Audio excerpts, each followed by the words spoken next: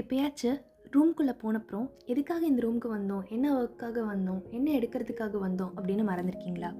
உங்கள் பிரெயினில் temporary information எல்லாமே ஒர்க்கிங் மெமரியில் தான் இருக்கும், ஒரு மென்டல் ஸ்டிக்கி நோட் மாதிரி. பட் ப்ராப்ளம் என்னென்னா, அது ரொம்ப லிமிட்டட், சீக்கிரமாக டிஸ்ட்ராக்ட் ஆகிடும். கொஞ்ச நேரம் தான் அது நினைவில் இருக்கும், அப்புறமா போயிடும். இதுக்கு பேர் தான் டோர்வே எஃபெக்ட். ஒரு டோர்வேவை கிராஸ் பண்ணும்போது எங்கள் பிரெயினுக்கு அது ஒரு கான்டெக்ஸ்ட் சேஞ்ச் அப்படிங்கிற சிக்னல் கொடுத்துரும். கான்டெக்ஸ்ட் சேஞ்ச் அப்படின்னா சரௌண்டிங்ஸ்லாம் மாறிடுச்சுன்னு அர்த்தம். ஹே, புது ரூமுக்கு வந்துட்டோம், புது டாஸ்க் இருக்குமா அப்படின்னு உங்கள் பிரெயினுக்கு ஒரு சிக்னல் அனுப்பும்.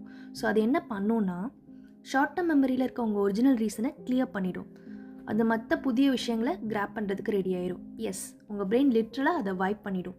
அதுதான் நம்ம ஒரு நிமிஷம் முன்னாடி என்ன நினச்சோன்னு மறந்துடுவோம். Why it happens? நான் இது உங்கள் பிரெயின் ப்ரோக்கன்னு சொல்லலை, அது ரொம்ப எஃபிஷியண்ட்டாக இருக்க ட்ரை பண்ணுது. புதிய இன்ஃபோக்கு அலர்ட்டாக இருக்க ஹெல்ப் பண்ணும்.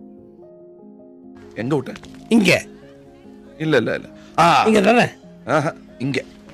இதோட குயிக் ஃபிக்ஸ் என்ன அப்படின்னா, நம்ம டாஸ்க்கை லவுடாக சொல்லிகிட்டே ஒர்க் பண்ணும். இது ஒர்க்கிங் மெமரி என்ன பண்ணணும்னா இன்னுமே ஸ்ட்ராங் பண்ண ஹெல்ப் பண்ணும். அதே மாதிரி இந்த டோர்வே ரீசெட் அப்படிங்கிற கான்செப்டை ரெசிஸ்ட் பண்ணவும் முடியும்.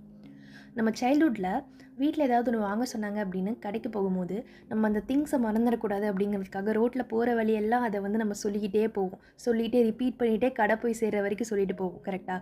ஸோ இதுவுமே அது மாதிரி தான். ஸோ உங்கள் சைல்ட்ஹுட்டில் நீங்கள் இப்படி ட்ரை பண்ணியிருக்கீங்களா? கமெண்ட்டில் சொல்லுங்கள்.